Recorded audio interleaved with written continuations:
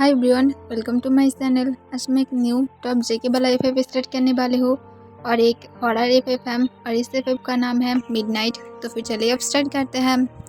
Story की starting होता है जब तंग अपनी कज़न के घर में गया था। वहाँ पर एक फंक्शन था जिसे तंग अटेंड कर रहा था। ऐसे तो तंग अपनी फैमिली के साथ विलेज में ही रहता है और वो सिर्फ 11 साल की है और वो यहाँ पर सिर्फ यही फंक्शन को अटेंड करने के लिए आया था। तंग जो थोड़ा सा बोर फील कर रहा था, इस वजह से तंग सोचता है वो क्यों ना छत पर चले जाए और वहाँ से वो रोड से जाते हुए गाड़ी को देख सकता है, जो देखने में रात के टाइम पर बहुत ही औसम लगता है। और जबकि ये सिटी के पास है तो वो और भी ज़्यादा अच्छा लगता है। और इस वजह से तंग जो सीढ़ियों से छत की तरफ जाने लगता है। वो जब छत के डोर को ओपन ही करता है तभी जो उसकी नज़र छत के कॉर्नर पर चला जाता है, क्योंकि जो उसके कज़न के घर था वो पॉन्ड के पास था और वहाँ पर उस पॉन्ड की ही उस पर एक कब्र भी था। तब वहाँ पर एक लेडी या तो एक बॉय जो वाइट फुल क्लोथ पहनकर बैठा हुआ था। तंग उसकी फेस तो नहीं देख पा रहा था, पर जो भी वहाँ पर था वो सिर्फ उस कब्र की तरफ ही देख रहा था। तब इसे देखने के बाद तंग की हार्ट बीट पूरी तरह से फास्ट हो गया था। वो पूरी तरह से डर रहा था। सब लोग नीचे था और वो यहाँ पर अकेला था, पर फिर भी तंग जो हिम्मत दिखाकर उस तरफ ही देखने लगता है, पर वो उसके पास नहीं चाहता है क्योंकि उसे तब भी डर लग रहा था। और इस वजह से वो छत पर एक राउंड लेता है और वो जो राउंड लेने के हर टाइम सिर्फ उस तरफ ही घूर रहा था। वो एक सेकंड के लिए भी उससे नज़र नहीं हटा रहा था। और वो जो एक राउंड लेने के बाद रोड के पास के व्यू देखकर भी वो तुरंत जो फिर से टर्न होकर जल्दी से नीचे आ जाता है और नीचे अगर चुपचाप सबके बीच में बैठ जाता है और वो ऐसे नॉर्मल बिहेव करता है जैसे कुछ हुआ ही नहीं। पर उसके दिल में वो बात पूरी तरह से अभी भी घूम रहा था कि वहाँ पर कौन था, क्या कर रहा था, वो क्यों उस कब्र की तरफ ही देख रहा था, वो क्या एक गोश्त था। और तंग यही सब कुछ सोच रहा था। फिर 2 दिन बाद जो वो लोग घर में आ जाता है। घर में आने के बाद तंग जो अपनी ट्यूशन के लिए नेक्स्ट डे ही तंग सुबह के 6 बजे उठकर ट्यूशन के लिए चला जाता है और वो जो चुपचाप रोड से जाने लगता है। वो रोड पर अकेला था। रोड पर अब आसपास कोई भी नहीं था क्योंकि इतनी सुबह कोई भी नहीं जाता है और तंग को आदत भी है क्योंकि वो सालों से यही रोड से जा रहा है, तो फिर उसे डर नहीं लग रहा था और वो चुपचाप जा रहा था। पर अचानक से ही वो जो एक बड़ा सा पेड़ के पास से अचानक से फील करता है कोई उसकी स्वेटर को पीछे से पकड़ लिया है। तब ये फील करने के बाद ही तंग जो पूरी तरह से शॉक हो जाता है, पर वो फिर भी पीछे की तरफ टर्न नहीं होता है और चुपचाप अपनी स्टिक फेस के साथ जाने लगता है। अभी भी रोड पर कोई भी नहीं था क्योंकि सुबह के टाइम पर सब लोग सो रहा था। फिर तंग जो पूरे 5 मिनट तक ऐसे चलने के बाद वो जब ऐसे जगह पर आ जाता है जहाँ पर हर वक्त लोग रहता है, तब उसके स्वेटर को जो भी कोई पकड़ कर रखा था वो छोड़ देता है। तब तंग एक रिलीफ की सांस छोड़ता है क्योंकि वो हमेशा से ही उस बड़े से पेड़ के बारे में बहुत सारे बातों को सुना था और तंग जब भी वहाँ से जाता है तब उसे थोड़ा सा डर लगता था, पर वो हमेशा उसे इग्नोर कर देता था और उसे उस जगह पर सालों से ऐसे ही सुबह जाने की आदत हो गया था। पर आज उसे बहुत ही ज़्यादा डर लगने लगा था और वो जो इस बारे में भी किसी को नहीं बोलता है और वो जो ऐसे ही अपने पूरे दिन बिता देता है अपने स्कूल में। उसके बाद अपनी ग्रैनी के घर में जाकर खेलना, सब कुछ वो करने के बाद रात के 7 बजे जो उसे एक इंग्लिश क्लास के लिए भी जाना था और वो जो अपने घर से 1 मिनट की दूरी पर ही उसकी एक नेबर्स के घर में वो इंग्लिश ट्यूशन लेता है, जो एक लेडी था जो उसे इंग्लिश की क्लासेस लेता है। फिर तंग जो वहाँ पर क्लास करने के बाद 1 घंटे बाद वो जो अपने घर की तरफ जाने लगता है और वो जब जा रहा था तब वो हमेशा ही रोड के बीच से जाता है क्योंकि उसे डर रहता है अगर आसपास अगर रोड के कॉर्नर में कोई सांप या तो कोई और चीज़ रहा तो, इस वजह से वो रोड के बीच से जाना ही पसंद करता है। पर वो जब जा रहा था तब उसे जो अपने घर के पास से ही अचानक से फिर से फील होता है कोई उसकी शर्ट को पकड़ने की कोशिश कर रहा था, पर तंग इतनी ज़्यादा फासले जा रहा था जिस वजह से वो पकड़ नहीं पाता है। तब तंग जो थोड़ा सा खुश था और जल्दी से वो घर के अंदर आ जाता है क्योंकि वो यहाँ पर भी बहुत सारे बातें सुना है कि उसकी जो घर है उसके कॉर्नर से हमेशा ही मिडनाइट के टाइम पर यहाँ से गोश्त जाता है और इस वजह से तंग को डर लगता है, पर वो जानता है कि ऐसा कुछ भी नहीं है और वो हमेशा ही खुद को इस तरह से कंसोल करता है। पर आज उसकी दिन पूरी तरह से खराब था, पहले तो सुबह अब रात में भी। और ये सब कुछ की शुरुआत हुआ है उस दिन से जब से वो कज़न के घर में उस कपड़े पहने हुए जो भी इंसान है या तो गोश्त का है उसे देखा था। उसी दिन से ये सब कुछ स्टार्ट हुआ है। और तंग जिस वजह से डर रहा था और वो डरते हुए इस बार अपने मॉम डैड को कह देता है और उसके मॉम डैड ये सुनने के बाद बहुत ज़्यादा गुस्से में आ जाता है कि क्यों उसने ये सब कुछ पहले नहीं बोला था। और इस वजह से उसे बहुत सारा डांट मिलता है और ओम जो उसके बाद ये सब कुछ जो सोचना बंद करने की कोशिश करता है, पर फिर भी वो बंद नहीं कर पाता है। और नेक्स्ट डे ये सारे बातें उसकी जो इंग्लिश टीचर था उसके पास भी पहुंच जाता है और वो तंग से बहुत सारे क्वेश्चन पूछता है कि तंग रोड के कॉर्नर से जा रहा था या तो बीच से जा रहा था। पर तंग कॉन्फ्यूज था, वो भूल गया था कि वो कौन से साइड से जा रहा था और वो कहता है वो कॉर्नर से जा रहा था। तब वो लेडी कहता है कि शायद तंग की ड्रेस जो है वो शायद कोई पेड़ के साथ अटक गया था, शायद इसी वजह से ऐसा हुआ था। तब तंग जो कहते नहीं ऐसा नहीं था और उसके बाद ही वो कहता है वो बीच से जाता है। तब सब लोग सोचता है तंग शायद कॉन्फ्यूज है और इसी वजह से सब कुछ कह रहा है। फिर तंग जो एक लंबा सांस छोड़ता है क्योंकि वो ट्रस्ट नहीं दिला सकता है और वो जो उसके बाद उस दिन भी अपनी क्लास लेने के बाद अपने घर में आ जाता है। और घर में आने के बाद तंग जो अपने घर में आकर डिनर करने के बाद जल्दी से जाकर सो जाता है। पर वो सोने के टाइम पर एक ड्रीम देखता है जहाँ पर एक बहुत ही ज़्यादा ब्यूटीफुल लेडी जो तंग के पास आ जाता है। उसके घर में कोई भी नहीं था, सिर्फ तंग अकेला था। तब वो लेडी जो तंग को देखकर एक केवल स्माइल के साथ कहता है तो फिर तंग तुम क्या मुझे परमिशन देते हो कि मैं तुम्हारे अंदर जा सकती हूँ। तब तंग कॉन्फ्यूज होकर कहता है किस बारे में बातें कर रही है आप। तब वो लेडी कहता है मैं तुम्हारे अंदर आना चाहती हूँ, मैं तुम्हें कंट्रोल करना चाहती हूँ, मैं क्या हूँ। तब ये सुनकर तंग जो खुद ही कहते हैं ठीक है आ जाओ तुम्हारी मर्जी। तब ये सुनकर उस लेडी की फेस पर एक बड़ा सा इविल स्माइल आ जाता है जो देखने में बहुत ही ज़्यादा हॉरर लग रहा था। तब वो लेडी जो तंग को तुरंत बेड पर धक्का दे देता है और उसके अंदर आने की कोशिश करता है। वो तंग के ऊपर आ जाता है पर वो तंग के अंदर जा नहीं पा रहा था। तब वो गुस्से में आकर कहता है ये सब कुछ क्या है, मैं क्यों तुम्हारे अंदर नहीं आ पा रही हूँ। तब तुम कॉन्फ्यूज होकर कहते हैं मैं तो तुम्हें परमिशन दिया था, अब तुम नहीं आ पा रहे हो तो फिर मैं क्या कर सकती हूँ। तब वो लेडी जो गुस्से में कहता है बोलो क्या है तुम्हारे पास, मैं क्यों तुम्हारे पास नहीं आ पा रही हूँ, मुझे इस बात का भी आंसर चाहिए। तब तंग सिर्फ कॉन्फ्यूज होकर उसकी तरफ देख रहा था और वो जो बार बार तंग के अंदर जाने की कोशिश कर रहा था पर फिर भी वो तंग की बॉडी के अंदर जा नहीं पा रहा था।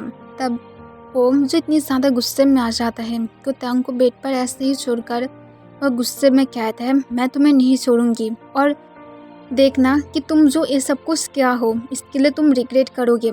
तुम मेरी बातों को सुनकर तुम मुझे अब तुम्हारे अंदर जाने की परमिशन भी देकर तुम मुझे तुम्हारे अंदर नहीं ले रहे हो और इसके लिए देखना तुम पे करोगे और ये बात मेरी याद रखना। और ये कहकर वो लेडी गुस्से से वहाँ से चला जाता है।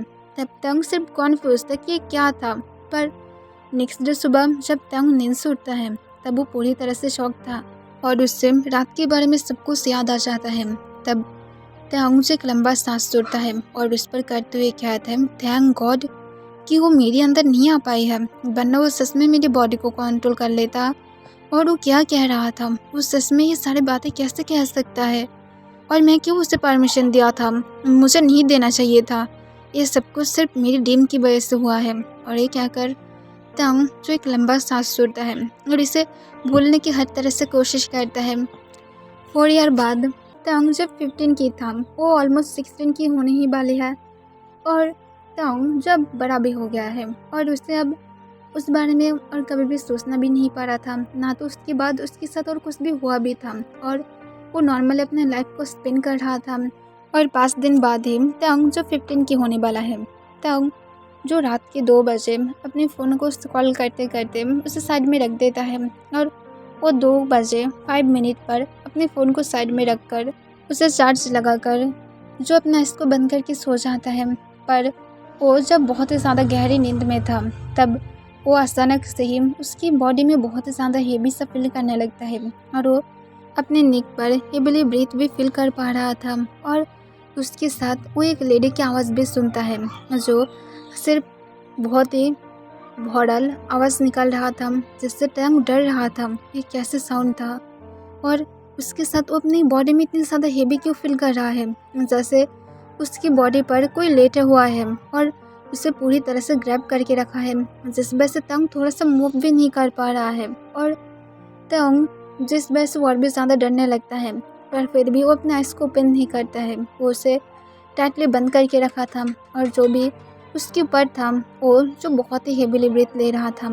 तब टंग जो ये भी फील कर सकता था ये कोई इंसान नहीं था। अगर इंसान होता तो फिर वो बॉडी को क्यों फील नहीं कर पा रहा है, वो सिर्फ क्यों हेवी फील कर रहा है। और इस वजह से टंग जो और भी ज़्यादा कॉन्फ्यूज था, पर वो इतनी ज़्यादा टायर्ड था कि कुछ मिनट के बाद ही वो फिर से सो जाता है। पर वो जो फिर से कुछ मिनट बाद जो अपनी नींद से उठ जाता है और तब उसके माइंड में सिर्फ एक ही बातें चल रहा था।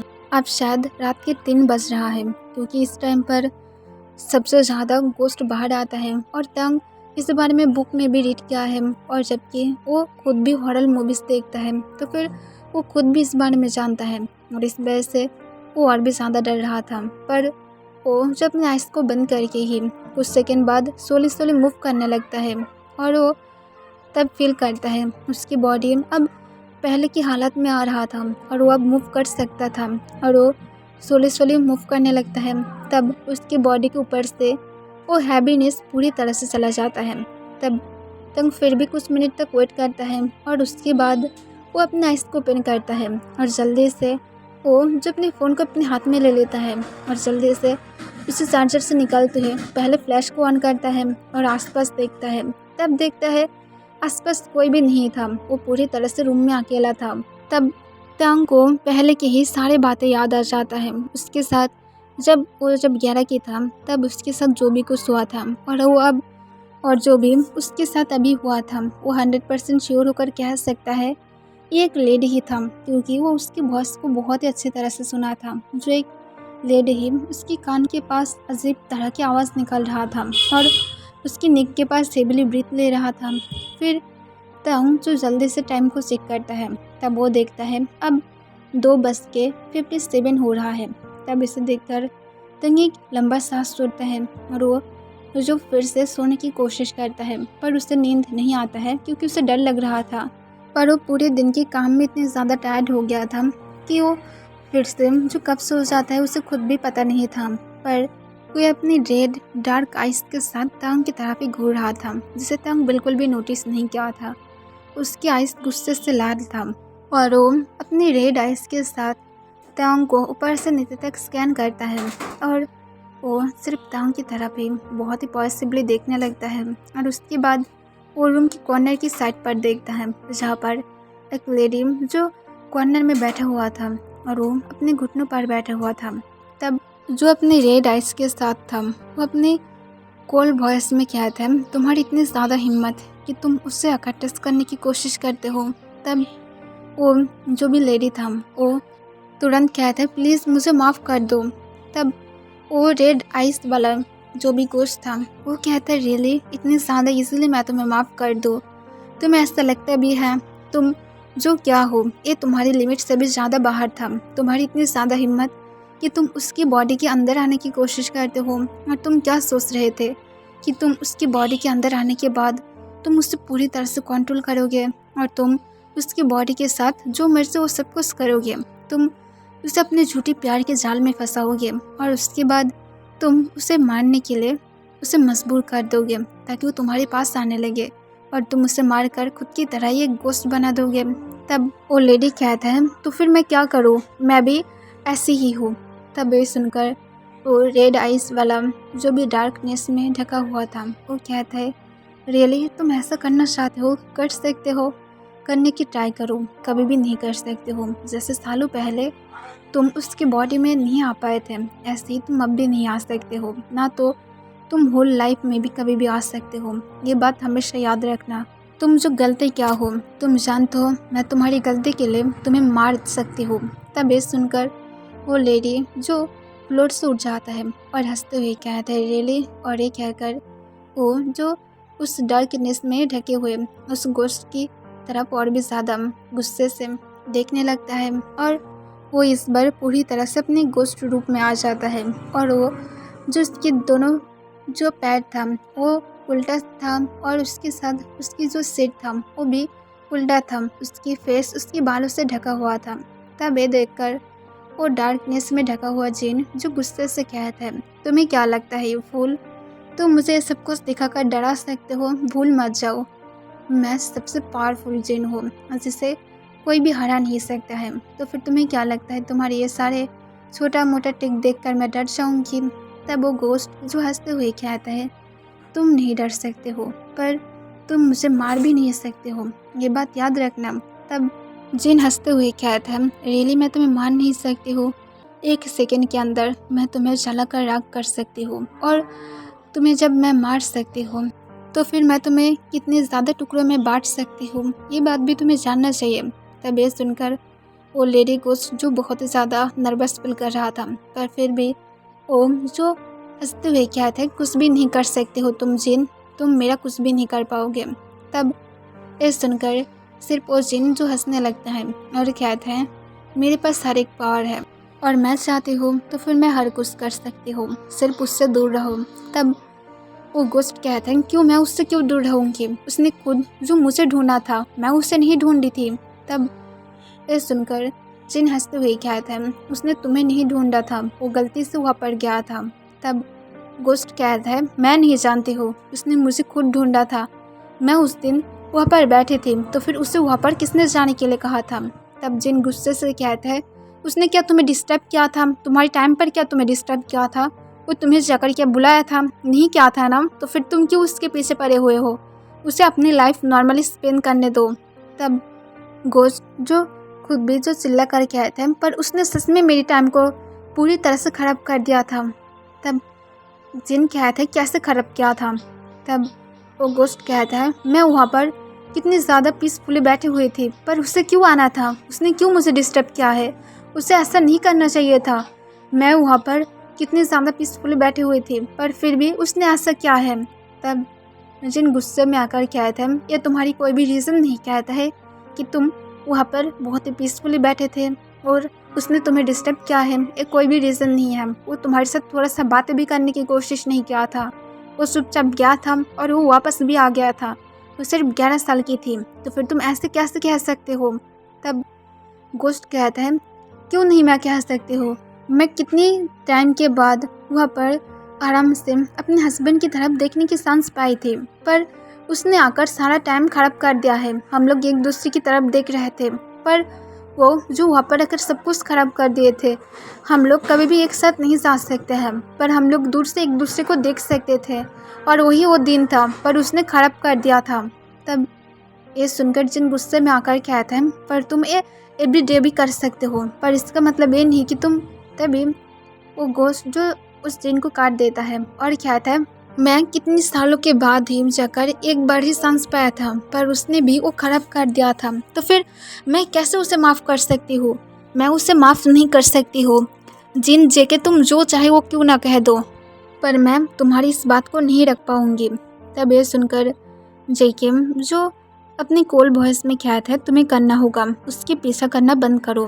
तब वो गोश्त कहता है क्यों मैं बंद करूं, वो तुम्हारी क्या लगता है कि तुम्हें हेल्प करना है, तुम कभी भी इस वर्ल्ड में किसी को भी हेल्प नहीं करते हो तो फिर उसे क्यों तुम हेल्प करना चाहते हो, मुझे इस बात का आंसर करो, मैं सिर्फ उसे मारना चाहती हूँ। तब जेके कहता है तुम कोई भी इनोसेंट की जान नहीं ले सकते हो। तब वो गोश्त कहता है वो इनोसेंट नहीं है।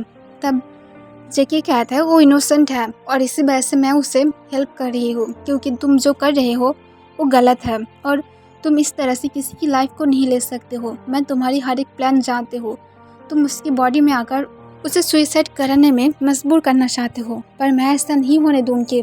तब ये सुनकर वो गोश्त गुस्से में आकर कहते हैं इस वर्ल्ड में हज़ारों लोग हैं जिसके साथ ऐसा हो रहा है पर तुम कभी भी किसी को हेल्प नहीं करते हो तो फिर उसे ही क्यों। तब जेके कहते हैं ये तुम्हारी मतलब नहीं है कि मैं क्यों से हेल्प करना चाहती हूँ, सिर्फ यहाँ से गायब हो जाओ वरना ये तुम्हारे लिए बहुत ही ज़्यादा बुरा हो जाएगा और दोबारा मैं तुम्हें उसके आसपास भी नहीं देखना चाहती हूँ। और अगर मैं तुम्हें देखूँगी तो फिर एक बात का याद रखना, तुम्हारी उस दिन लास्ट डे होगा और तुम्हें मैं इतनी ज़्यादा बुरी तरह से जला कर राख कर दूँगी कि तुम कभी भी अपनी उस हस्बैंड के साथ मिलने के लिए सांस भी नहीं पाओगे जो तुम सालों के बाद पाते हो। तब ये सुनकर वो गोश्त बहुत ही ज़्यादा डर जाता है और वो जो वहाँ से तुरंत ही गायब हो जाता है क्योंकि वो इस चांस को नहीं खो सकता है। तब जेके तंग की तरफ देखता है जो पीसफुली सो रहा था। तब जेके उसकी तरफ देखकर सिर्फ एक केवल स्माइल देता है और सोले सोले उसके पास जाकर उसके पास से बेड पर लेट जाता है और तंग को सॉफ्टली अपने पास खींचकर उसको इसके अंदर अपने हाथ को ग्रैब कर लेता है। तब तंग जो अनजाने में ही बहुत ही ज़्यादा सेफ फील कर रहा था और वो जो टर्न होकर जेके की तरफ हो जाता है और जेके के चेस्ट में अपने फेस को छुपा लेता है और वो खुद भी जो जेके को हक कर लेता है। तब ये देखकर जेके स्माइल करता है और उसकी बैक को रब करते हुए अपनी डीप डार्क वॉइस में उस पर करते हुए कहते हैं you are mine, only mine. Okay everyone, इसके लिए बस इतना ही। और इस स्टोरी में जेके की एंट्री के पहले जो सब कुछ था वो मेरी खुद की लाइफ